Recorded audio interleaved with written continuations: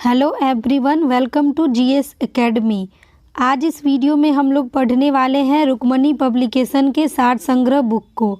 इस बुक में 27,000 से भी प्लस प्रीवियस ईयर क्वेश्चन को रखा गया है। ये बुक सभी गवर्नमेंट एग्ज़ाम और स्टेट लेवल एग्ज़ाम जैसे कि रेलवे, एसएससी, बिहार एसएससी, दरोगा, कांस्टेबल, बीपीएससी, सभी गवर्नमेंट एग्ज़ाम और स्टेट लेवल एग्ज़ाम के लिए मोस्ट इम्पॉर्टेंट बुक है। फ्रेंड्स, अगर आप लोग अभी तक इस बुक को नहीं पढ़े हैं तो प्लीज़ मेरे इस चैनल से जुड़ जाइए, क्योंकि इस चैनल पर डेली वीडियो अपलोड होता है। इस बुक के हिस्ट्री को हम लोग ऑलरेडी ख़त्म कर चुके हैं और अभी हम इस वीडियो में भारतीय राज्य व्यवस्था एवं संविधान को पढ़ रहे हैं।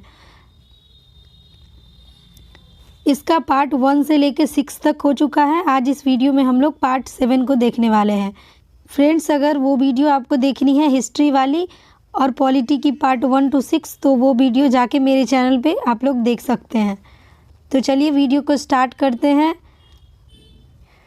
राजनीतिक दल में अनुशासन बनाए रखने के लिए किसकी आवश्यकता होती है? सचेतक की। 1953 में पहला पिछड़ा वर्ग आयोग की अध्यक्षता में नियुक्त किया गया था काका कालेकर को। स्वतंत्रता कालावधि के दौरान कांग्रेस के अध्यक्ष कौन थे? जेबी कृपलानी। भारत में कार्यकारी प्रमुख किसे माना जाता है? प्रधानमंत्री को। द्रविड़ मुनेत्र कड़गम की स्थापना किसने की है? CN अन्नादुरई। और इसकी स्थापना कब हुई थी? 1949 में। किस देश की स्वतंत्रता दिवस 4 जनवरी को मनाया जाता है? म्यांमार देश की। दुनिया में बोली जाने वाली दूसरी सबसे बड़ी भाषा कौन सी है? मंदारिन यानी कि चीनी। भाषाओं में से कौन सी भाषा चित्राक्षरों का उपयोग करती है? जापानी। अगस्त 2016 में जीएसटी पारित हुआ था। जीएसटी बिल क्या था? एक संविधान संशोधन विधेयक। भारत में राष्ट्रीय सुशासन दिवस कब मनाया जाता है? 25 दिसंबर को। भारत का संविधान दिवस कब मनाया जाता है? 26 नवंबर को। भारत के 15वें प्रधानमंत्री का नाम बताइए। ये कौन थे? नरेंद्र मोदी। एक भारतीय राज्य की प्रथम महिला मुख्यमंत्री कौन थी? सुचिता कृपलानी। और ये कहाँ की मुख्यमंत्री बनी थी? उत्तर प्रदेश की। भारत में कौन अधिकारी का चुनाव अनुपातिक प्रतिनिधि के आधार पर किया जाता है? राष्ट्रपति का। कौन से साल बांग्लादेश एक स्वतंत्र संसदीय लोकतंत्र बना था? जनवरी 1972 में। प्रधानमंत्रियों में से कौन भारत की आज़ादी के बाद पैदा हुआ था? नरेंद्र मोदी। और इनका जन्म कब हुआ था? 17 सितंबर 1950 को। भारत एक गणतंत्र है। गणतंत्र का मतलब क्या है? राज्य का प्रमुख उसके लोगों द्वारा परोक्ष रूप से चुना जाता है। नई दिल्ली में स्थित भारतीय संसद भवन की रचना किसके द्वारा तैयार किया गया था? सर एडविन लुटियंस और सर हर्बर्ट बेकर के द्वारा। भारत के राष्ट्रगान के रचयिता कौन है? रविंद्रनाथ टैगोर। भारतीय संविधान के अनुच्छेद 21 में किस अधिनियम का उल्लेख किया गया है? शिक्षा के अधिकार का। 2013 में दक्षिण कोरिया की राष्ट्रपति चुनी जाने वाली पहली महिला कौन थी? पार्क ग्यून हे। भारतीय गणराज्य में एक केंद्र शासित प्रदेश के प्रशासनिक प्रमुख को क्या कहा जाता है? प्रशासक या उपराज्यपाल। भारत का राष्ट्रीय आदर्श वाक्य सत्यमेव जयते अर्थात सत्य की हमेशा विजय होती है किस प्राचीन शास्त्रीय शास्त्र से उद्धत एक तंत्र है? मुंडकोपनिषद से। भारतीय संविधान के मौलिक कर्तव्य किस देश के संविधान से लिए गए हैं? सोवियत संघ, रूस से। जनवरी 2016 में केंद्रीय मंत्रिमंडल ने 4E पर केंद्रीय ट्रैफिक पॉलिसी में संशोधन करने के लिए विद्युत मंत्रालय के प्रस्ताव को मंजूरी दी है। कौन सा 4E का एक हिस्सा नहीं है? सभी को सस्ते बिजली के उपकरणों की उपलब्धता सुनिश्चित करना। जनवरी 2016 में भारतीय रक्षा मंत्री ने सबसे ऊंचे फ्लैग पोस्ट पर दुनिया का सबसे बड़ा तिरंगा कहाँ फहराया है? रांची में। सत्यमेव जयते का क्या अर्थ है? सत्य की ही विजय होती है। द्विसदनीय विधानसभा का मतलब क्या है? विधायकों को दो अलग विधानसभाओं में बांटा जाता है।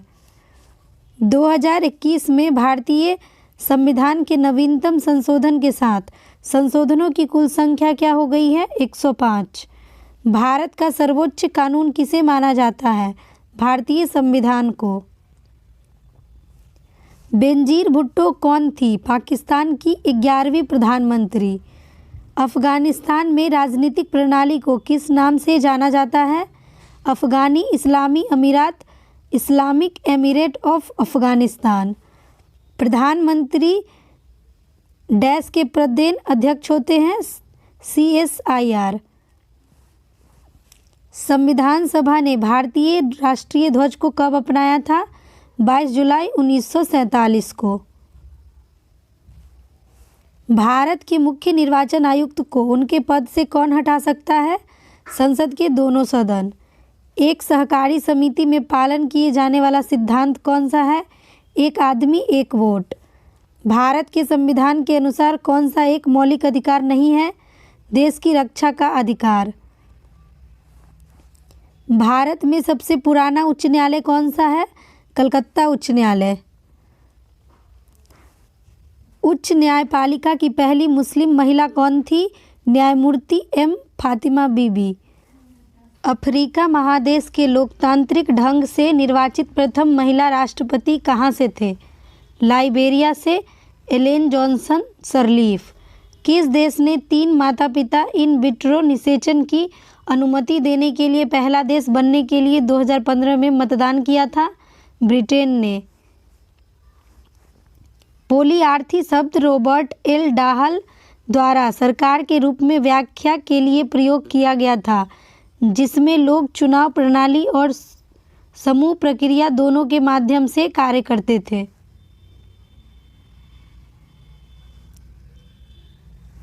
श्रीलंका की पहली प्रधानमंत्री कौन थी? श्री माओ भंडारनायके 1960 में बनी थी। नेपाल की पहली महिला राष्ट्रपति कौन है? विद्या देवी भंडारी। लोकसभा सीटों की संख्या 1973 में 525 से बढ़कर कितनी हो गई है? 545। भारत के संविधान का कौन सा अनुच्छेद समान नागरिक कोड से संबंधित है? अनुच्छेद 44। भारतीय निर्वाचन आयोग किस चुनाव प्रक्रिया के प्रशासन के लिए जिम्मेदार नहीं है? पंचायत चुनाव। संविधान के प्रारंभ होने के बाद से किस अधिनियम में नागरिकता पाने और गंवाने संबंधी प्रावधान किया गया है? भारतीय नागरिकता अधिनियम 1955 में। भारतीय संविधान के अस्तित्व में आने से पहले भारत का आखिरी गवर्नर जनरल कौन था? चक्रवर्ती राजगोपालाचारी। भारत का राष्ट्रीय प्रतीक भारत सरकार द्वारा कब अपनाया गया था? 26 जनवरी 1950 में। वरिष्ठ अधिवक्ता का नाम बताएं जिन्होंने भारत बांग्लादेश सीमा मुद्दे पर एक संसदीय आयोग की अध्यक्षता की थी। उपमन्यु हजारिका। भारत के राष्ट्रपति का नाम बताइए जिन्होंने 1986 में भारतीय डाकघर संशोधन विधेयक के संबंध में पॉकेट वीटो का प्रयोग किया था? ज्ञानी जैल सिंह। संविधान के अनुसार किस अनुच्छेद के तहत जीवन की सुरक्षा और व्यक्तिगत स्वाधीनता प्रदान की गई है? अनुच्छेद 21 में। कौन से विकल्प में भारत के उपराष्ट्रपति बनने हेतु अर्हता नहीं है? लोकसभा के सदस्यता का धारण। भारत के सर्वोच्च न्यायालय की स्थापना कब की गई थी? 28 जनवरी 1950 को। बांग्लादेश में किस प्रकार की सरकार है? संसदीय लोकतंत्र का।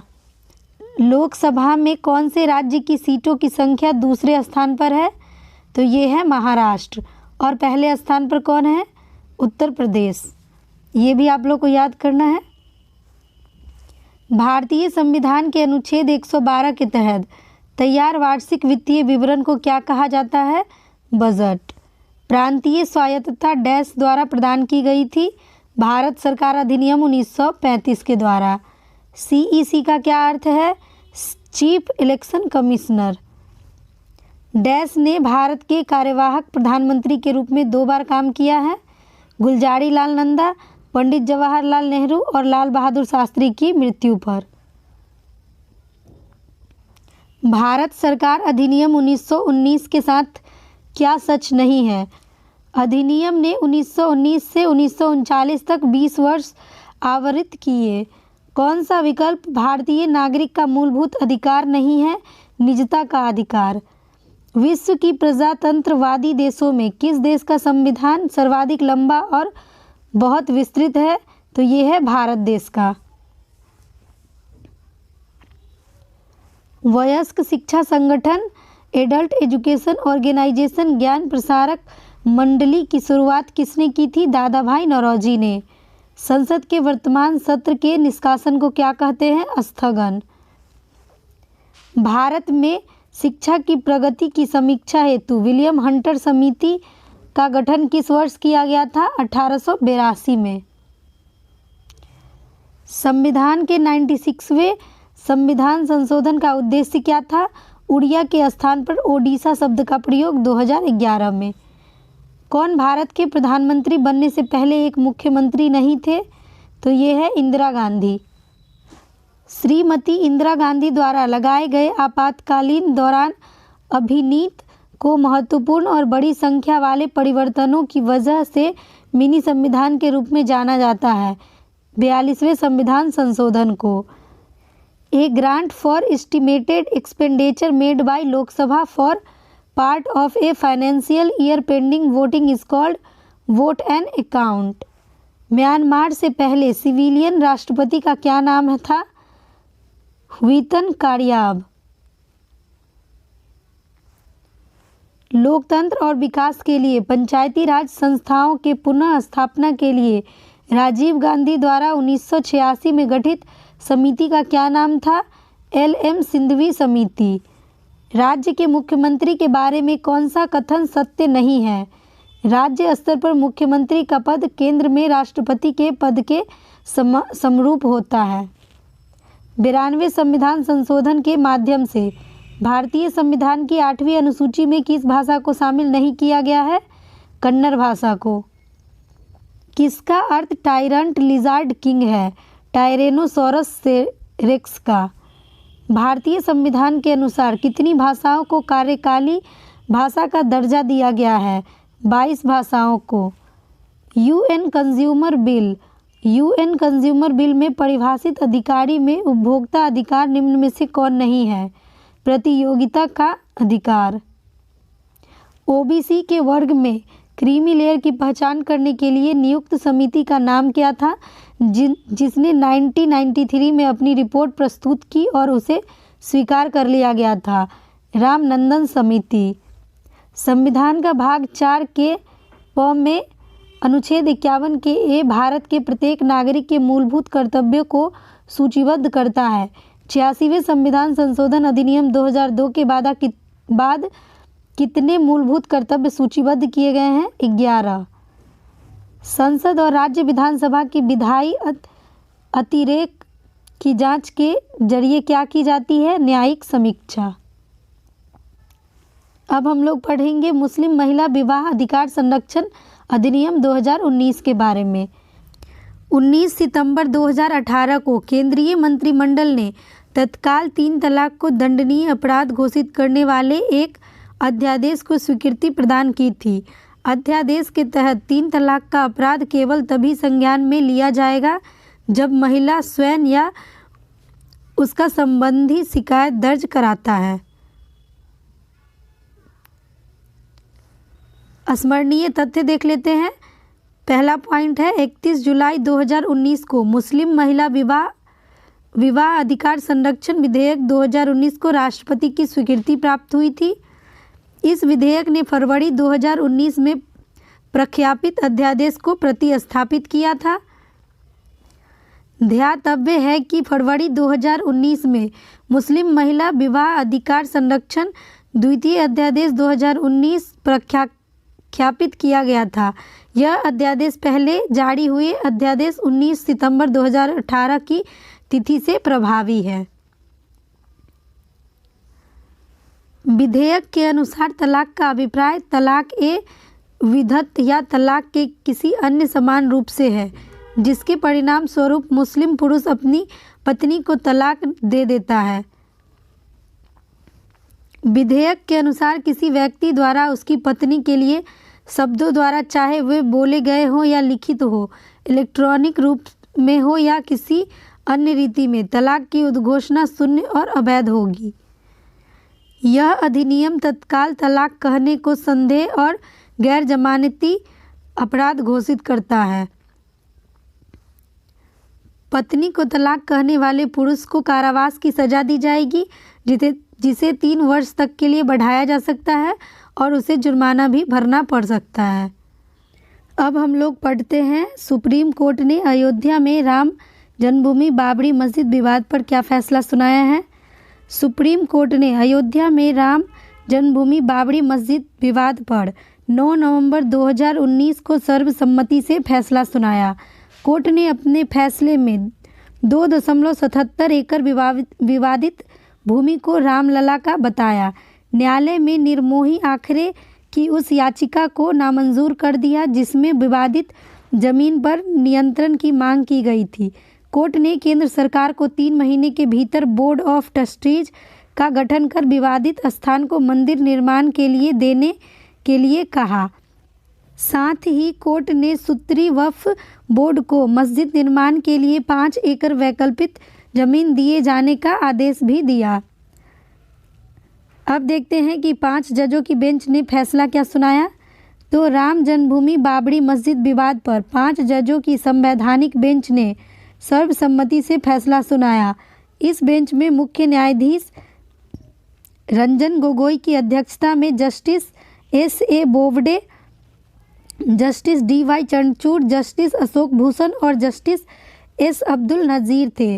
अयोध्या भूमि विवाद में मध्यस्थता का प्रयास विफल हो जाने के बाद संविधान पीठ ने इस मामले में 6 अगस्त से रोजाना सुनवाई शुरू कर दी थी। 16 अक्टूबर को न्यायालय ने अपना निर्णय सुरक्षित रख दिया था। अब हम लोग पढ़ेंगे मानव अधिकार संरक्षण संशोधन अधिनियम 2019 के बारे में। 27 जुलाई 2019 को मानव अधिकार संरक्षण संशोधन विधेयक 2019 को राष्ट्रपति की स्वीकृति प्राप्त हुई थी। उल्लेखनीय है कि यह विधेयक मानव अधिकार संरक्षण अधिनियम 1993 में संविधान संशोधन प्रस्तावित करता है। अब कुछ स्मरणीय तथ्य हैं वो देख लेते हैं। यह विधेयक निम्नलिखित प्रमुख उपबंध प्रावधानिक करता है। नंबर 1 है, यह विधेयक भारत में मुख्य न्यायाधीश अथवा किसी ऐसे व्यक्ति जो उच्चतम न्यायालय का न्यायाधीश रहा है को भी राष्ट्रीय मानवाधिकार आयोग के अध्यक्ष के रूप में नियुक्त किए जा सकने हेतु पात्र बनाता है। नंबर 2 है, आयोग के सदस्यों की संख्या 2 से बढ़ाकर 3 किया जाएगा, जिसमें 1 महिला भी होंगी। नंबर 3 है, पूर्व सदस्यों के अतिरिक्त विधेयक के तहत राष्ट्रीय पिछड़ा वर्ग आयोग के अध्यक्ष, राष्ट्रीय बाल अधिकार संरक्षण आयोग के अध्यक्ष और दिव्यांगजनों संबंधी मुख्य आयुक्त को आयोग के सदस्यों के रूप में सम्मिलित किया जा सकेगा। नंबर 4 है, किसी हाई कोर्ट के मुख्य न्यायाधीश अथवा ऐसे व्यक्ति जो उच्च न्यायालय का न्यायाधीश रहा है को राज्य मानव अधिकार आयोग के अध्यक्ष के रूप में नियुक्त किए जा सकने हेतु पात्र बनाता है। नंबर 5 है, विधेयक द्वारा आयोग और राज्य आयोग के अध्यक्षों और सदस्यों की पदावधि को 5 वर्ष से कम करके 3 वर्ष किए जाने संबंधी प्रावधान किया गया है, जिसकी अधिकतम उम्र 70 वर्ष रखी गई है। अब हम लोग नागरिकता संशोधन अधिनियम 2019 को पढ़ने वाले हैं। भारतीय संविधान के भाग 2 में अनुच्छेद 5 से 11 तक नागरिकता से संबंधित है। भारतीय संविधान के अनुच्छेद 11 के अंतर्गत संसद को नागरिकता संबंधी कानून बनाने का अधिकार है। संसद ने 1955 में भारतीय नागरिकता अधिनियम सर्वप्रथम पारित किया था, जिनमें अनेक बार संशोधन किया जा चुका है। नागरिकता संशोधन विधेयक 2019 को 9 दिसंबर को लोकसभा में और 11 दिसंबर को राज्यसभा में पारित कर दिया गया था। राष्ट्रपति ने नागरिकता संशोधन विधेयक पर 12 दिसंबर 2019 को हस्ताक्षर कर दिया। इस प्रकार नागरिकता संशोधन कानून बन गया। 10 जनवरी 2020 से भारतीय नागरिक संशोधन अधिनियम 2019 को प्रभावी बना दिया गया। नागरिकता संशोधन कानून द्वारा बांग्लादेश, पाकिस्तान और अफगानिस्तान से आए हुए हिंदू, सिख, बौद्ध, जैन, पारसी और ईसाई धर्मावलंबियों को कुछ शर्तों के साथ भारत में रहने एवं नागरिकता प्राप्त करने का अधिकार दिया गया है, जिसके अंतर्गत इन समुदायों में से कोई भी व्यक्ति जो अवैध रूप से भारत में रह रहे थे उन्हें नागरिकता प्रदान किया जा सकता है। वे भारतीय नागरिकता हेतु सरकार के पास आवेदन कर सकेंगे यदि वे 31 दिसंबर 2014 के तिथि तक भारत में प्रवेश कर लिया होगा। तो पहले यह 11 वर्ष रखी गई थी, जिसे घटाकर अब 5 वर्ष कर दिया गया है। नागरिकता संशोधन कानून 2019 में पाकिस्तान, बांग्लादेश और अफगानिस्तान से आए हुए मुस्लिम समुदाय को इस नागरिकता संबंधित कानून से बाहर रखा गया है। अब हम लोग आर्टिकल 370 के बारे में पढ़ेंगे। भारतीय संविधान जम्मू कश्मीर को धारा 370 के तहत विशेष दर्जा प्रदान करता था। इसके प्रावधानों के तहत संसद को जम्मू कश्मीर के बारे में रक्षा, विदेश मामले और संचार आदि के विषय में कानून बनाने का अधिकार है, लेकिन किसी अन्य विषय से संबंधित कानून को लागू करवाने के लिए केंद्र को राज्य सरकार की सहमति आवश्यक है। आर्टिकल 370 के चलते जम्मू कश्मीर पर भारत का संविधान बाध्य नहीं था तथा राष्ट्रपति को राज्य के संशोधन को बर्खास्त करने का अधिकार भी नहीं था। अब हम लोग पढ़ेंगे आर्टिकल 35A के बारे में। यह आर्टिकल विभिन्न कारणों से विवाद का विषय रहा है, क्योंकि इसके तहत राज्य किसी विशेष व्यक्ति को विभिन्न अधिकार दिए जा सकते हैं अथवा समाप्त भी किए जा सकते हैं। तत्कालीन राष्ट्रपति डॉक्टर राजेंद्र प्रसाद के आदेश के तहत आर्टिकल 35A को 14 मई 1954 में संविधान में जोड़ा गया था। आर्टिकल 35A जम्मू कश्मीर विधानसभा को अस्थायी नागरिक की परिभाषा तय करने का अधिकार देता है। राज्य जिन नागरिकों को अस्थायी घोषित करता है, केवल वही राज्य में संपत्ति खरीदने, सरकारी नौकरी प्राप्त करने एवं विधानसभा चुनाव में मतदान करने का अधिकार रखते हैं। 1954 में जिस आदेश से आर्टिकल 35 को संविधान में जोड़ा गया था, वह आदेश आर्टिकल 370 की उपधारा 1 के अंतर्गत राष्ट्रपति द्वारा पारित किया गया था। अब हम लोग पढ़ेंगे महत्वपूर्ण तथ्य एक नज़र में कि पहले जम्मू कश्मीर में क्या क्या चीज़ था और अब क्या हो गया है। देखते हैं। जम्मू कश्मीर को विशेष राज्य का दर्जा प्राप्त था। अब जम्मू कश्मीर को केंद्र शासित बना दिया गया है 31 अक्टूबर 2019 से। जम्मू कश्मीर के नागरिकों के पास दोहरी नागरिकता थी, अब वे केवल भारत के नागरिक होंगे। केवल जम्मू कश्मीर के लोगों को जम्मू कश्मीर में भूमि खरीदने या बेचने का हक था। अब कोई भी भारतीय नागरिक जम्मू कश्मीर में जाकर भूमि अथवा प्रॉपर्टी खरीद या बेच सकता है। किसी भी बाहरी व्यक्ति को जम्मू कश्मीर में अस्थायी तौर पर निवास करने की अनुमति नहीं थी, लेकिन अब भारत का कोई भी नागरिक जम्मू कश्मीर में जाकर रह सकता है। पहले आरटीआई भी फाइल नहीं की जा सकती थी, लेकिन अब किसी भी सरकारी दफ्तर में आरटीआई दायर की जा सकती है। विधानसभा की 6 वर्षों का होता था, अब वहाँ पे विधानसभा 5 वर्षों का होगा। जम्मू कश्मीर का एक पृथक ध्वज था, लेकिन अब जम्मू कश्मीर में तिरंगा ही केवल फहराया जाएगा। जम्मू कश्मीर का अलग संविधान था, लेकिन अब कोई अलग संविधान नहीं होगा तथा भारत का एकीकृत संविधान ही लागू होगा। लद्दाख पहले जम्मू कश्मीर का भाग था, लेकिन अब लद्दाख को एक पृथक केंद्र शासित प्रदेश घोषित कर दिया गया है। पहले राज्यपाल राज्य का संवैधानिक प्रमुख होता था, लेकिन अब यह पद समाप्त करके उपराज्यपाल को संवैधानिक प्रमुख बना दिया गया है। जम्मू और कश्मीर से 370 के एक खंड को छोड़कर सभी हटाए गए और जम्मू कश्मीर को 2 भागों में बांटा गया, जम्मू कश्मीर और लद्दाख। अनुच्छेद 370 के खंड घ और अंग को छोड़कर हटाने से अनुच्छेद 35 भी हट गया है। केंद्र सरकार द्वारा एक ऐतिहासिक फैसला लेते हुए जम्मू कश्मीर पुनर्गठन बिल 2019 पेश किया गया। इस बिल के तहत जहां राज्य के विशेषाधिकार 370 की समाप्ति हो गई, वहीं जम्मू कश्मीर को 2 केंद्र शासित प्रदेशों में विखंडित कर दिया गया। अब जम्मू कश्मीर के बारे में मुख्य बिंदु को देख लेते हैं। जम्मू कश्मीर और लद्दाख को 2 अलग अलग केंद्र शासित प्रदेश 31 अक्टूबर 2019 से बन गया है। केंद्रीय गृह मंत्री अमित शाह ने कहा है कि जम्मू कश्मीर दिल्ली और पुद्दुचेरी की तरह केंद्र शासित प्रदेश रहेगा, यानी यहाँ विधानसभा रहेगी। वहीं लद्दाख की स्थिति चंडीगढ़ की तरह होगी, जहाँ विधानसभा नहीं होगा। गृह मंत्री अमित शाह के अनुसार धारा 370 से पहले ही अस्थायी और अस्थायी व्यवस्था को 70 साल तक खींचा गया। उन्होंने कहा कि इस संशोधन से अनुच्छेद 370 को छोड़कर अन्य सभी खंड लागू नहीं होंगे।